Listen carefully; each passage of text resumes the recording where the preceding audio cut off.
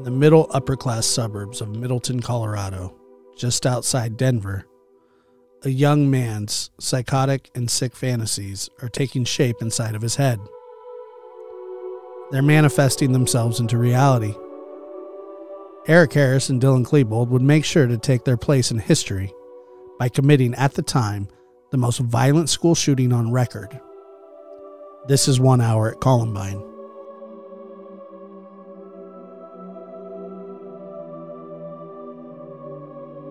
Columbine High School opened in 1973 with a capacity for 1,600 students.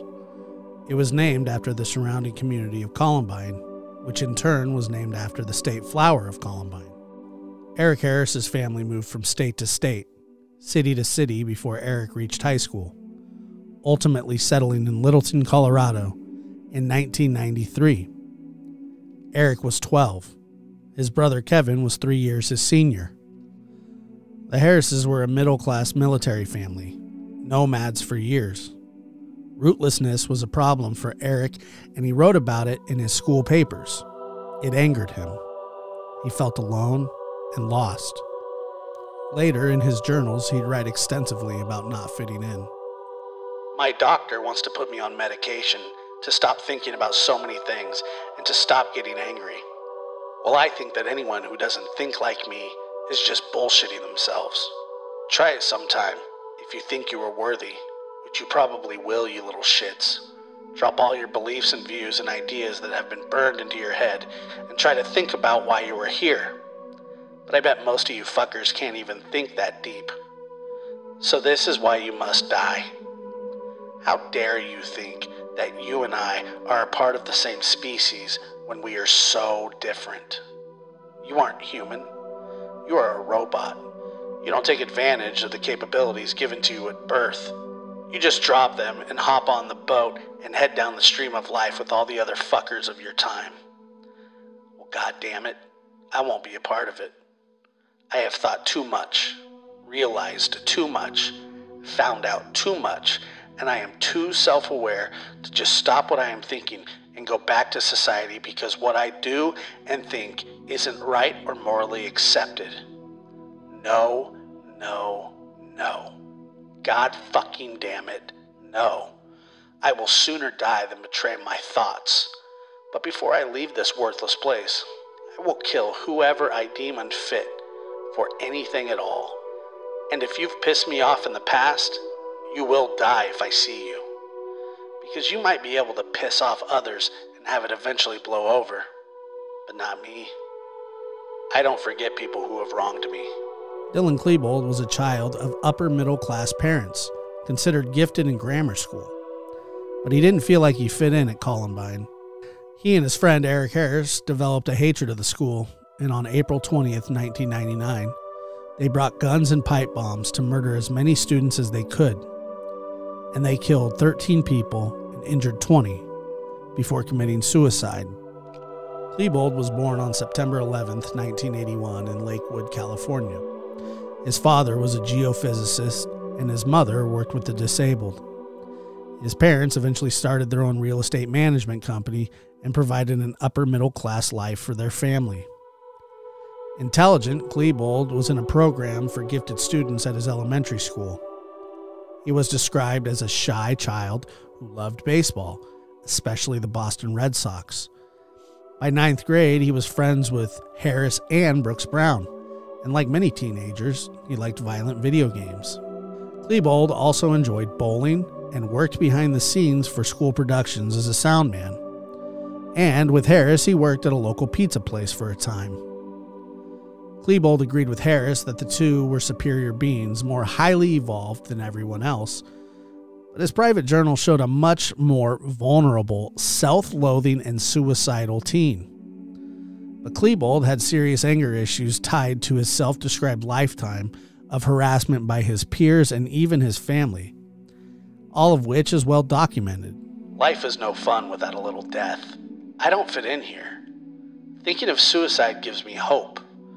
That I'll be in my place wherever I go after this life. That I'll finally not be at war with myself and the world and the universe. My mind, body, everywhere, everything at peace in me. my soul. And the routine is still monotonous. Go to school, be scared and nervous, hoping that people can accept me and that I can accept them.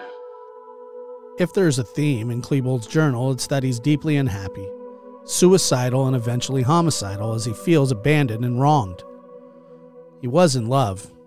His journal pages include many filled with hearts and the name of a girl with whom he was deeply in love.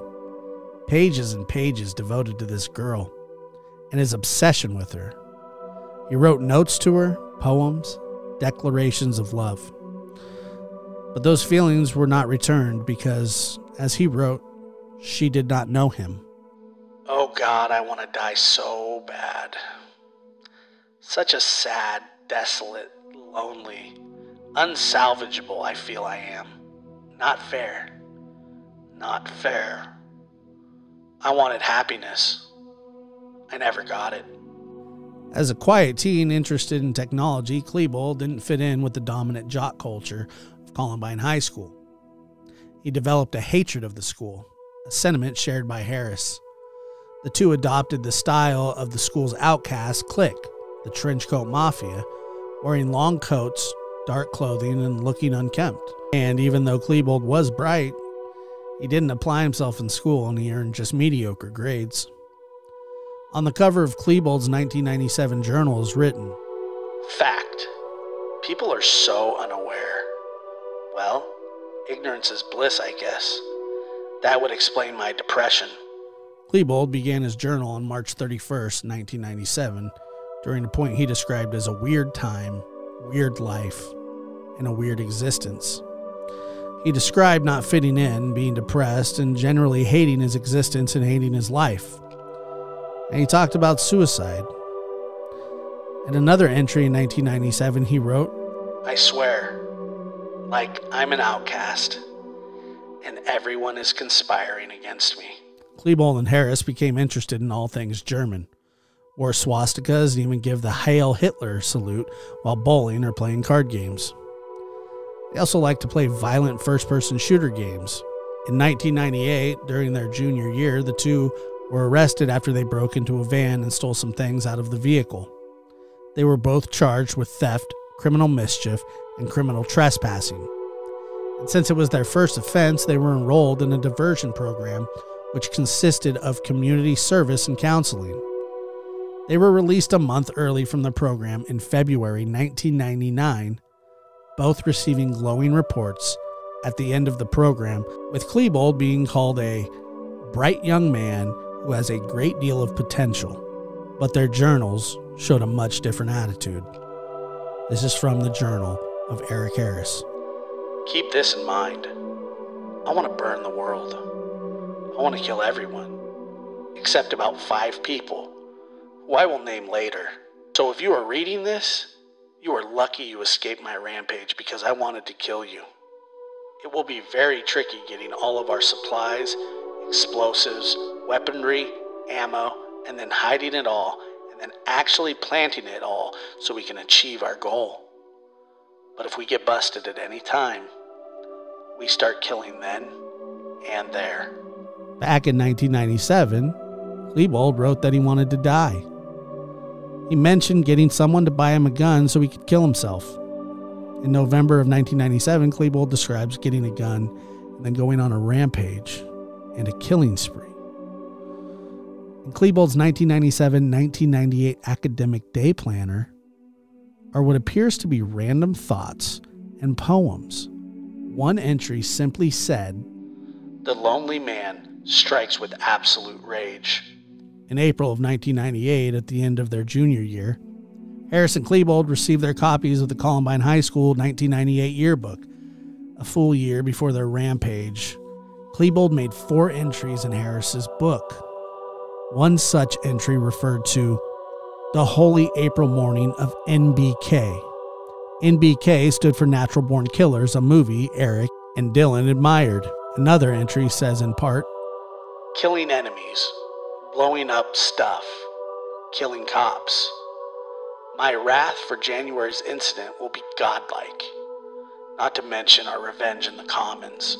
The January incident Klebold referred to is believed to be his arrest for breaking into a vehicle on January 30th, 1998. The Columbine cafeteria is also referred to as the Commons. In Klebold's notebook, along with his math homework, were 8 pages of writings and drawings that appeared to be written the day before April 20th. One part began, "About 26 and a half hours from now, the judgment will begin. Difficult but not impossible. Necessary, nerve-wracking, and fun. What's fun without a little death? It's interesting. When I'm in my human form, knowing I'm gonna die, everything has a touch of triviality to it." On March 18th, 1998, the Jefferson County Sheriff's Office took a suspicious incident report from Randy Brown, stating that his son, Brooks Brown, had received death threats from Harris. These threats were reported to have been contained in Harris's webpage. On his web pages, Harris also allegedly wrote about making and detonating pipe bombs and using them against people. Brown requested that his son's family remain anonymous in making the report for fear of retribution, particularly to his son. The information was reviewed by the sheriff's investigators. However, Harris's webpage could not be accessed, nor could reports of pipe bomb detonations be substantiated. Because of Brown's request to remain anonymous, Klebold and Harris were not contacted. Further investigation was initiated, but no additional information developed. And because of the routine nature of the report and investigation, the former Jefferson County Sheriff Ronald Beckman was not informed of the report at the time. The district attorney, subsequent to April 20th, was provided with information from Harris's webpage. After reviewing the report, the DA offered the opinion that based on the information in the report to law enforcement, there would have been insufficient basis to legally support a request to obtain search or arrest warrants. Harris and Brooks Brown later reconciled their friendship, and on April 20th, 1999, Harris allegedly told Brown immediately prior to the shootings to leave the school because he, quote, liked him. During the spring of 1998, Harris began his journal, and he wrote about how much he hated mankind and how much he loved his rage. Harris also wrote about how much he hated the world and his belief that he and V, Dylan Klebold, were different because they had self-awareness. Harris also talked about his choices and the fact that he chose to kill. He went on to say, "It's my fault, not my parents, not my brother, not my friends, not my favorite band, not computer games, and not the media. It's mine.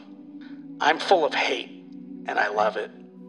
There was one journal entry in 1999, and in it, Harris evaluated his and Klebold's preparation to include their weapons and bombs. He ended by writing, "I hate you people for leaving me out of so many fun things." In December 1998, Harris wrote that he would have been a good Marine, that it would have given him a reason to be good. Whether Harris truly wanted to be a Marine or if he used this as an excuse to avoid planning for a future he never would have is unknown. Harris did apply for enlistment in the Marine Corps, but the medication he was taking disqualified him. In Klebold's 1998 yearbook, a year before they went into their rampage, Harris wrote, "God, I can't wait till they die. I can taste the blood now. You know what I hate? Mankind. Kill everything. Kill everything." Harris also drew a gunman standing amongst a sea of dead bodies with a caption, "The only reason you're still alive is because someone has decided to let you live." Harris also wrote in his own 1998 yearbook. He wrote on photographs of almost every student words such as worthless, die, and beat. As he continued through the yearbook, he simply put an X to those students who he did not like. Very few photos were not marked. In Harris's 1998-1999 academic day planner were lists of things that they had to buy and things left to do. On the page for Mother's Day of 1999, Harris wrote, "Good wombs have borne bad sons." An undated piece of notebook paper was recovered showing a diagram of the Columbine High School cafeteria just prior to and during the first lunch period. Just as Klebold had written an itinerary for April 20th, Harris had one as well. On a piece of paper from his day planner, he recorded the plans for the day. And Harris confirms that he'd been planning mass murder for a year before April 20th, 1999. Sometime in April next year, me and V will get revenge and kick natural selection up a few notches. If we've learned the art of making time bombs, we'll set hundreds of them around roads, bridges, buildings, gas stations, anything that will cause damage and chaos. It will be like the LA riots, Oklahoma bombing, World War II, Vietnam, Duke, and Doom all mixed together. I want to leave a lasting impression on the world. April 20th, 1999, 11:10 a.m. On the last day of his life, Eric Harris arrives alone at the student parking lot at Columbine High School and parks his 1986 gray Honda Civic in a space assigned to another student in the South Junior parking lot. Dylan Klebold subsequently arrives at the high school student parking lot alone in his 1982 black BMW.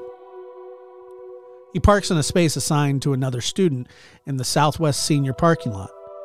Klebold and Harris's cars flank the school's cafeteria and exits and entrances into the lower level. Harris speaks to one student briefly outside the west entrance of the school. According to the student, Harris tells him to leave the school because he, quote, likes him. Shortly thereafter, the same student is seen by witnesses walking south on Pierce Street away from the area. This student is the only person Harris and Klebold direct away from the school grounds moments before the killings begin. 11:14 a.m. Between 11:14 a.m. and 11:22 a.m., Harris and Klebold leave their cars and walk into the school's cafeteria, carrying two large duffel bags containing enough explosive power to kill the majority of students who would soon be arriving for Lunch A. The gunmen place the bags on the floor beside two lunch tables and walk back out. Blending in with 400 other backpacks and other bags scattered throughout the cafeteria, the duffel bags concealed 20-pound propane bombs timed to explode at 11:17 a.m. Harris earlier had determined that 11:17 a.m. was the exact time for the high school cafeteria to be packed with the maximum number of students possible. A glimpse into the mindset of Klebold and Harris became clear as investigators realized the extremely short period of time the suspects allowed between the time the bombs were placed in the cafeteria and the time set for them to explode. Basically 3 minutes. Since the cafeteria videotape shows that the bombs were not beside the tables at 11:14 and the bombs were set to detonate at 11:17. In some of Harris's writings, investigators found references to the optimum times during the school day and the location to detonate the bombs in order to kill the greatest number of people. Those notes appear on pieces of scrap paper on corners of his daybook, scribbly little notes written as they sat in the school cafeteria, taking count of the number of students in that location at a specific time. The bell announcing the end of class and the passing period for the next class period rang at 11:10 a.m. At 11:10, Harris estimated 270 to 300 people in the cafeteria and makes a note of heavy additions. At 11:11, he counted about 300 to 350 people in the cafeteria.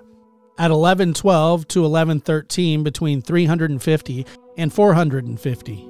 He noted that at 11:14 to 11:15, there were over 500 students in the cafeteria. Klebold's last entry into his school notebook gave a chilling timeline for April 20th. Walk in, set bombs at 11:09 for 11:17. Leave. The two apparently determined that 11:17 was the most opportune time to cause the most damage and deaths. The timers on the propane bombs were set for 11:17. Sometime before 11:17, Harris and Klebold placed two propane bombs in the cafeteria and went back to the student parking lots to their cars. The belief is that they then would shoot any surviving students who were able to escape the fireball. Bombs in their cars were set to explode after the cafeteria. Because of faulty wiring and poorly constructed devices, the two 20-pound propane bombs did not detonate, and neither did the bombs in their cars.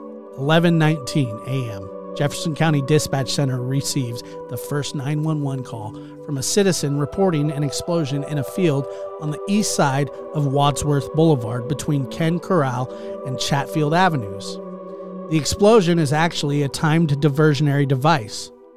2 backpacks with pipe bombs, aerosol canisters, and a small propane tank had been placed in a grassy open space 3 miles southwest of Columbine High School. Only the pipe bombs and one of the aerosol containers exploded, but the explosion and subsequent grass fire are enough to get the attention of the Jefferson County Sheriff's Office and the Littleton Fire Department. The bombs exploding in the field along Wadsworth Boulevard are intended to divert the attention of law enforcement away from what is planned to be a much more devastating scene at the school. Several witnesses identified Harris and Klebold standing together at the top of the west exterior steps, both wearing black trench coats and carrying a backpack and a duffel bag. That location is the highest point on campus and allows them an elevated vantage point of the school's west side, the southwest senior parking lot, and portions of the junior lot, the cafeteria exits and entrances, and the athletic fields to the west. At about 11:19 a.m., a witness hears one of the suspects say, "Go, go." Klebold and Harris then pull their shotguns out of their bags. They already have 9mm semi-automatic weapons hidden under their coats. From their position at the top of the steps, they begin shooting at students in that area. Thus begins what is known as the Massacre at Columbine. The first gunshots fired towards the west doors kill Rachel Scott and injure Richard Costellato. Students at Columbine High School. Rachel and Richard had been sitting on the grass eating their lunch outside the school's west upper entrance near the north side of the library. Students Daniel Rothberg, Sean Graves, and Lance Kirkland, having just came outside through a side door at the school cafeteria on their way to the smoker's pit at Clement Park, are hit by gunfire. All 3 fall to the ground. 5 students sitting on the grass to the west of the stairs are shot as they began to run from the melee. Michael Johnson suffers gunshot wounds but is able to reach the outside athletic storage shed where he takes cover with others.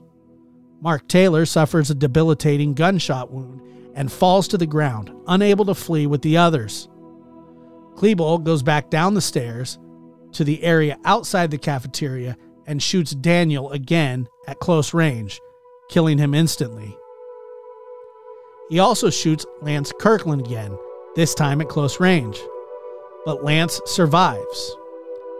Klebold briefly enters a side entrance to the cafeteria and stands just inside the doorway, perhaps to discover why the propane bombs have not exploded. He then goes back outside and joins Harris at the top of the stairs. Harris shoots down the stairs, hitting Anne-Marie Hochhalter. Anne-Marie is shot multiple times as she stands to run for cover in the cafeteria. Witnesses hear one of the gunmen shout, "This is what we've always wanted to do. This is awesome." From the onset, both suspects are seen lighting and throwing explosive devices onto the roof, into the parking lot, and towards the grassy hillside. 11:21. Deputy Paul Mager, a Jefferson County Sheriff's deputy patrolling the South Jefferson area, is dispatched to the scene of the fire and explosion on Wadsworth Boulevard. 11:23. A 911 call from a Columbine High School student reports a girl injured in the south lower parking lot of the high school. "I think she's paralyzed," the caller tells dispatch.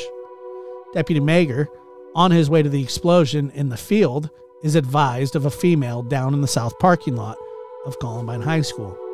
Deputy Gardner, pulling his car into Pierce Street and heading south of the student parking lot, hears the same call, this time coming over the sheriff's radio. Female down in the south parking lot of Columbine High School. He activates his lights and sirens. 11:24. Several of the school's custodial staff and faculty, including teacher William Dave Sanders, are attempting to find out what is happening outside the school cafeteria.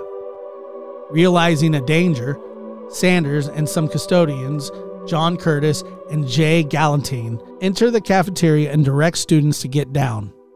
Students began to hide under the cafeteria tables.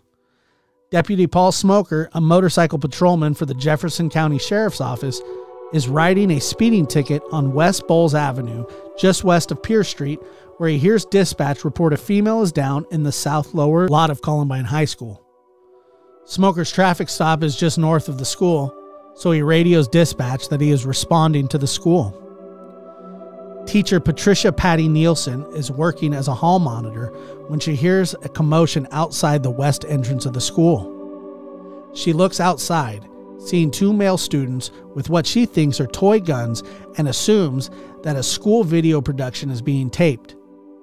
She is on her way outside to tell the boys to knock it off when one of the gunmen fires into the west entrance, causing glass and metal fragments to spray into the hallway.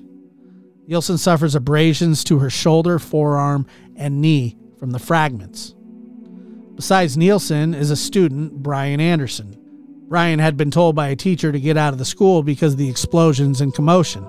Not realizing where the danger is, he exits through the first set of west doors and is caught between the interior and exterior doors when Harris fires at the doors in front of him, shattering the glass. Brian suffers wounds to his chest from the flying glass fragments. Despite their injuries, Patty Nielsen and Brian are able to flee into the school library, while Harris and Klebold are distracted by the arrival of Deputy Gardner. Gardner has just pulled up on the lower south parking lot of the school with the lights on his patrol car flashing and the siren sounding. As Gardner steps out of his patrol car, Eric Harris turns his attention from shooting into the west doors of the high school to the student parking lot and to the deputy.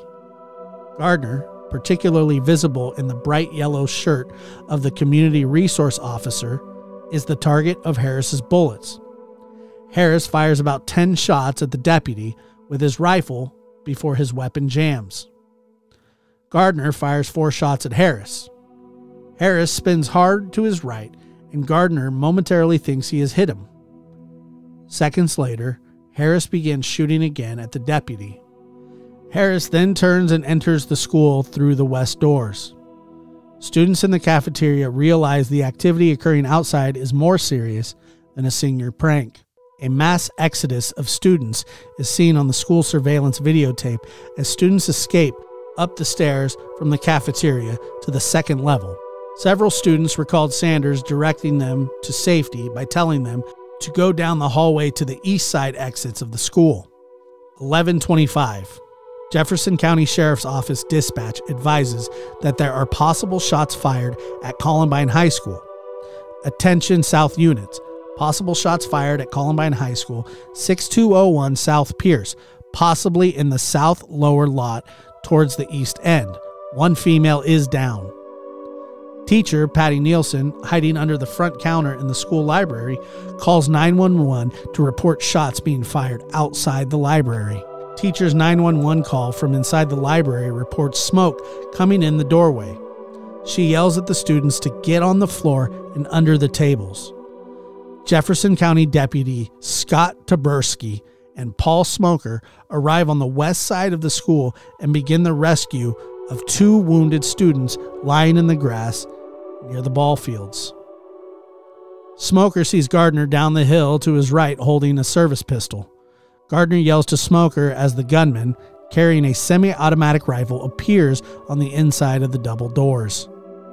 Harris, leaning out of a broken window on the set of the double doors into the school, begins shooting a rifle. Smoker fires 3 rounds at him, and the gunman disappears from the window. Smoker continues to hear gunfire from inside the building as more students flee from the school. Student witnesses who entered the north main hallway from the neighboring classroom see Klebold and Harris standing just inside the school's northwest entry doors. Both suspects, they later recalled, are armed with guns. Witnesses see Klebold fire a semi-automatic weapon east towards the students in the main hallway and south down the library hallway. They also hear bullets hitting the lockers and other objects in the hallways as students run for cover. A student in the gym hallway observes Klebold and Harris walking east down North Hallway, both firing weapons, and both are laughing. Student Stephanie Munson and another student walk out of the classroom into the school's north main hallway. As they enter the hallway, they see a teacher and several students running behind them. The teacher yells for the students to run and get out of the building. They both run through the main hallway leading to the school's main entrance on the east side. Stephanie is shot in the ankle, but both are able to escape the building and continue across the street to safety at Leawood Park. A student in the counseling hallway sees students in the north hallway running east through the lobby. Klebold is running behind them, but comes to an abrupt halt near a bank of phones at the entrance to the main lobby. Yet another student on the telephone with her mother glances up to see the sleeve of a black trench coat shooting a Tech 9 towards the main entrance of the school. She drops the phone and hides in a nearby restroom until she can no longer hear any activity in the hallway. The gunman, she assumes, has turned around and gone back the other way. She goes back out to the phone and whispers to her mother to come pick her up, and then escapes through the east doors to the outside. Her mother's cell phone bill shows this call is made between 11:23 and 11:26, and that it lasts over 3 minutes. The student estimates that she talked to her mother on the phone 2 minutes before she sees the gunman. Klebold is last seen running back down the north hall to the west in the direction of the library hallway. Teacher Dave Sanders, still on the second level, turns into the library hallway towards the west entrance and the sound of gunfire.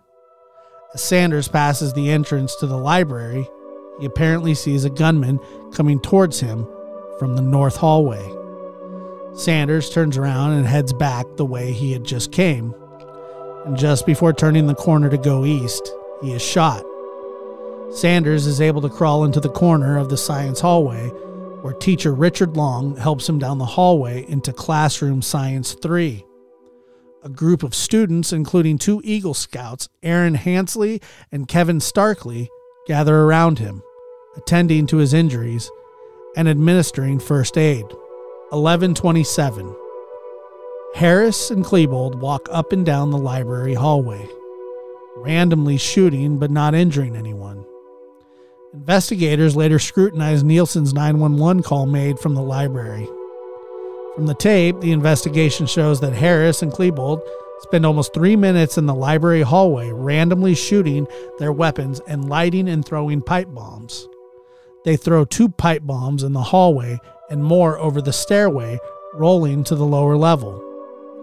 A pipe bomb is thrown into the stairwell from the library hallway and lands in the cafeteria below. Teacher Patty Nielsen, hiding under the front counter just inside the library entrance, continues her phone contact with the Jefferson County Dispatch. Nielsen reacts to the sounds of gunshots and explosions coming from the hallway outside the library. Interspersed with short conversations with the dispatcher, she screams at the students in the library to get under the tables and stay hidden. She then reports that the gunman is just outside the library entrance. Some witnesses reported hearing one of them yell, "Everybody with a white baseball cap or baseball cap, stand up."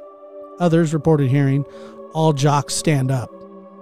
We'll get the guys in the white hats." When no one stood up, a witness heard one of the gunmen say, "Fine, I'll start shooting."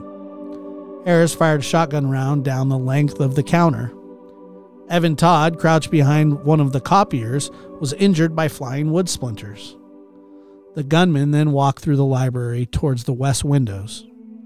Student Kyle Velasquez was the only student not hiding under a desk or a table. Instead, he was sitting at the north computer table and was shot by Klebold as he walked by him to the windows. Kyle Velasquez died instantly. Harris and Klebold set down their backpacks filled with ammunition and Molotov cocktails on one of the computer tables and approached the library windows. Harris was down on one knee, shooting out the west library towards law enforcement officers and fleeing students. Klebold subsequently positioned himself next to Harris and fired out the window as well. At this point, Klebold took off his trench coat And at this point, teacher Patricia Nielsen, who had initiated the 911 call from the library, dropped the phone and no further communication is heard. Klebold shot table 15, hitting Daniel Steepleton, Mackay Hall, and Patrick Ireland. As Ireland was attempting to administer first aid, he was shot again. Meanwhile, Harris killed Stephen Curnow, hiding under the south computer table, and wounded Casey Rugresser, crouched next to Stephen. Harris walked over to table 19 where he bent down and saw two frightened girls. He slapped the top of the table twice and said, "Peekaboo," and fired, killing Cassie Burnell. After shooting Cassie, Harris made a comment about hitting himself in the face. Investigators believe Harris had broken his nose as a result of the kick from the shotgun when he bent to fire under the table. He then turned to Bree Pasquale, who was sitting on the floor because there was not enough room under the table nearby. Harris asked her if she wanted to die, and as the girl pleaded for her life, she observed blood flowing from his nose. She later said that Harris seemed disoriented for a moment, but was able to refocus when Klebold called his attention to table 16, under which two boys were hiding.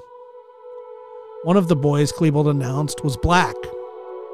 Bree also recalled Harris laughing and saying, "Everyone's gonna die, and we're gonna blow up the school anyways." Harris and Klebold stood on opposite sides of table 16. Klebold, standing on the east side of the table, was heard making a racial comment and began grabbing at Isaiah Scholes in an effort to pull him from underneath the table. Harris fired under the table, killing Isaiah. Klebold fired under the table as well, killing Matthew Ketcher. Harris threw a small CO2 cartridge south, which rolled under table 15. Mackay Hall grabbed it and threw it further south from everyone, where it exploded. Klebold and Harris walked north towards the main counter of the library. Harris threw a Molotov cocktail towards the southwest side of the library. The gunman went behind the counter and had a confrontation with Evan Todd, who had moved under the counter after being injured. The gunman taunted him, and one discussed whether or not to kill him. They walked away, and Klebold fired back into the kitchen area of the library, striking a television. The gunman left the library. Harris and Klebold were heard talking about going to the school's commons area. Klebold picked up a chair and threw it on top of a computer terminal on the main counter, under which Nielsen was hiding, and the two walked out of the library main entrance into the hallway. It was 11:36. Only 7.5 minutes had passed. The time it took the gunman to shoot and kill 10 people and wound 12 more. There were a total of 56 people in the library, and the gunman had enough ammunition to kill every single one of them. But they didn't. And when the gunman left the library, it was filled with smoke, and the fire alarms were blaring. The students' ears were ringing, the injured were moaning, and yet almost all of them described it as eerily quiet. The gunfire had stopped. The gunman's taunts and laughter had stopped. No one wanted to look at each other. No one knew if the gunman would come back and finish what they started. No one wanted to face the reality of what they had just witnessed. Slowly, they began to move.